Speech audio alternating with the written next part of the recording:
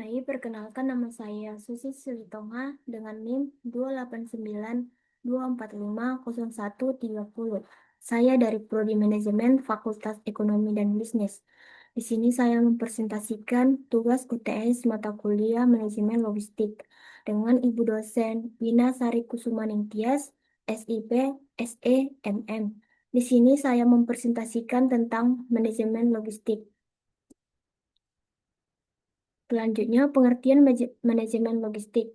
Manajemen logistik adalah proses perencanaan, pelaksanaan, dan pengendalian terhadap perpindahan serta penyimpanan barang, jasa, dan informasi dari tempat asal ke tempat tujuan secara efektif dan efisien. Menurut para ahli, manajemen logistik merupakan bagian dari manajemen rantai pasok yang bertujuan memenuhi kebutuhan pelanggan dengan biaya yang minimum. Logistik mencakup kegiatan perdagangan bahan baku, penyimpanan barang, pengendalian persediaan, transportasi, dan distribusi. Tujuan manajemen logistik yaitu mengurangi biaya operasional perusahaan, meningkatkan efisien distribusi barang, menjamin kelancaran proses produksi, menghindari kekurangan atau kelebihan stok, meningkatkan kualitas pelayan kepada pelanggan, memaksimalkan keuntungan perusahaan. Selanjutnya, fungsi manajemen logistik.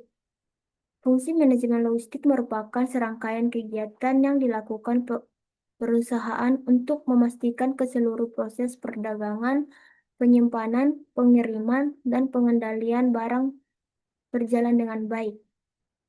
Berikut fungsi-fungsi manajemen logistik secara lebih lengkap. Yang pertama, fungsi perencanaan. Dalam proses perencanaan, perusahaan biasanya melakukan peramalan kebutuhan barang, penentuan jumlah persediaan, penjadwalan pengiriman, penentuan biaya produksi.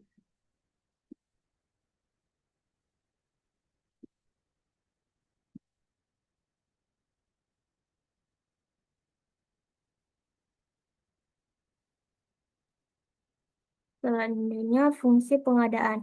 Kegiatan dalam fungsi pengadaan meliputi yaitu menentukan kebutuhan barang, mencari dan memiliki pemasok, melakukan negosiasi harga, membuat kontrak pembelian, memastikan barang diterima sesuai pesanan.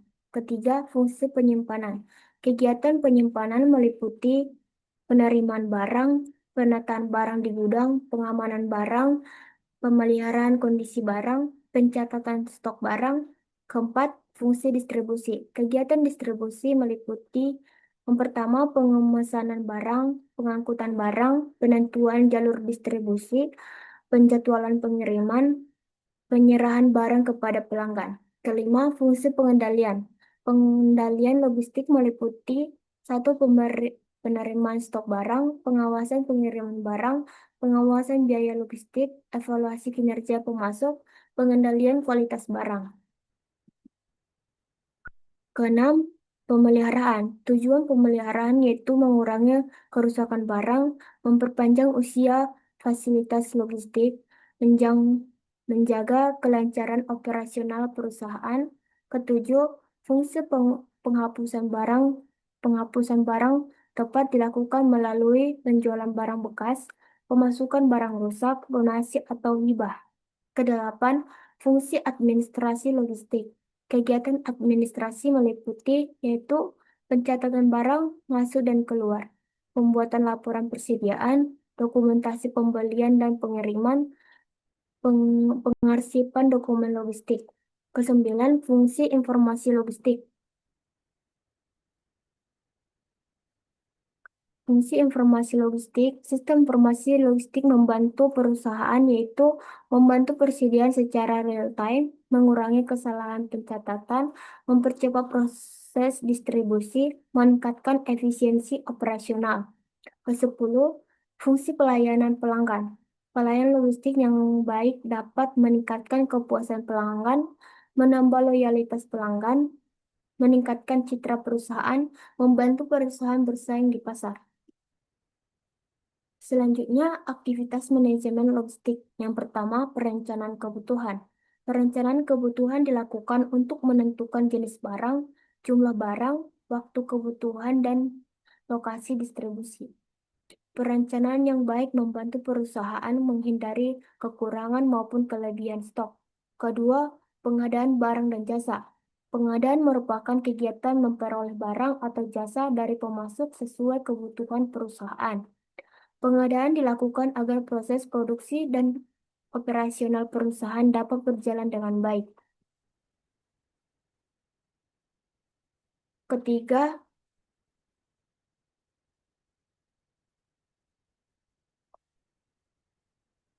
ketiga, transportasi. Transportasi adalah kegiatan memindahkan barang dari satu lokasi ke lokasi lain. Transportasi menjadi salah satu aktivitas penting karena mempengaruhi biaya dan ketepatan pengiriman barang. Keempat, pengemasan barang atau packing. Pengemasan dilakukan untuk melindungi barang selama penyimpanan dan pengiriman. Kelima, penerimaan barang. Setelah barang dikirim oleh pemasok, perusahaan melakukan proses penerimaan barang. Pada tahap dilakukan pemeriksaan untuk memastikan barang sesuai dengan pesanan.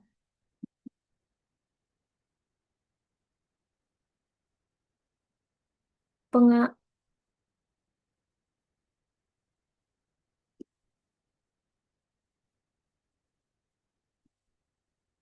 Selanjutnya, pengadaan barang dan jasa.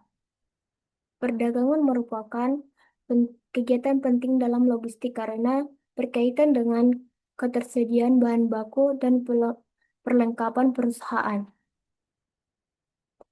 Tahapan pengendalian meliputi yaitu yang pertama identifikasi kebutuhan, kedua meliputi pemasok, ketiga permintaan penawaran harga, keempat negosiasi, kelima pembuatan kontrak, keenam pemesanan barang, ketujuh penerimaan barang, kedelapan evaluasi pemasok.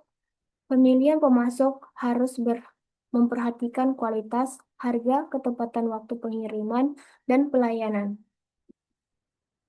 Sistem pergudangan. Sistem pergudangan adalah suatu sistem atau kegiatan yang dilakukan untuk mengatur proses penyimpanan, pemeliharaan, pengawasan, dan pengeluaran barang di dalam gudang agar barang tetap aman, tertata, dan mudah didistribusikan ketika dibutuhkan. Sistem pergudangan yang baik dapat membantu perusahaan menjaga kualitas barang, mencatat proses distribusi, serta mengurangi risiko kerusakan dan kehilangan barang. Dalam kegiatan pergudangan terdapat beberapa utama yaitu penerimaan barang, penyimpanan barang, penataan barang di gudang, pengawasan persediaan, pengeluaran barang, dan catatan stok barang. Tujuan utama sistem pergudangan adalah menjaga keamanan dan kualitas barang, mempermudah proses penyimpanan dan pencarian barang, mengontrol jumlah persediaan, mendukung kelancaran distribusi barang, mengurangi biaya operasional logistik. Selanjutnya, pengendalian persediaan. Pengendalian persediaan adalah kegiatan mengatur dan mengawasi jumlah persediaan barang agar selalu tersedia dalam jumlah yang cukup untuk memenuhi kebutuhan perusahaan tanpa menimbulkan kelebihan stok yang dapat menyebabkan pemborosan biaya. Oleh karena itu, pengendalian persediaan diperlukan agar perusahaan dapat menjaga keseimbangan antara kebutuhan barang dan biaya penyimpanan. Tujuan pengendalian persediaan yaitu menghindari kehabisan stok, mengurangi biaya penyimpanan, menjaga kelancaran produksi.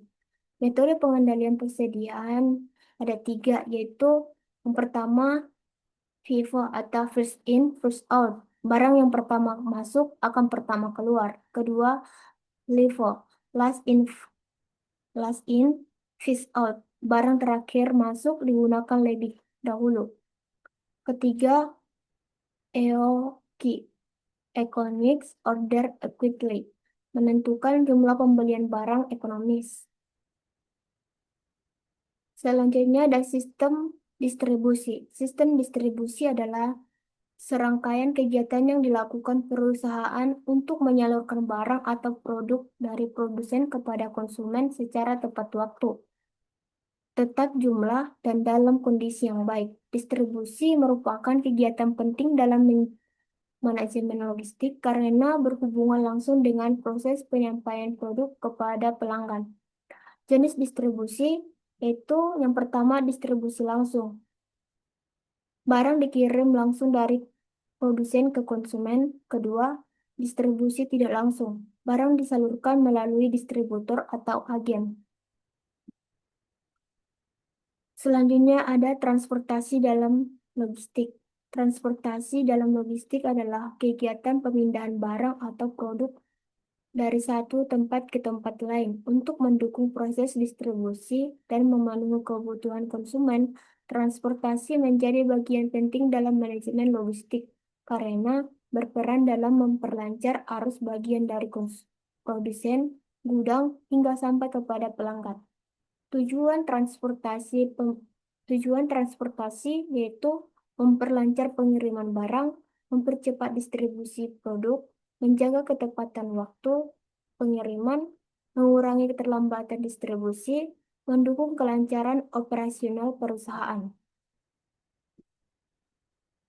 Kesimpulannya adalah manajemen logistik merupakan proses penting dalam perusahaan yang meliputi pelanggan, penyimpanan, pengendalian persediaan, transportasi, dan distribusi barang.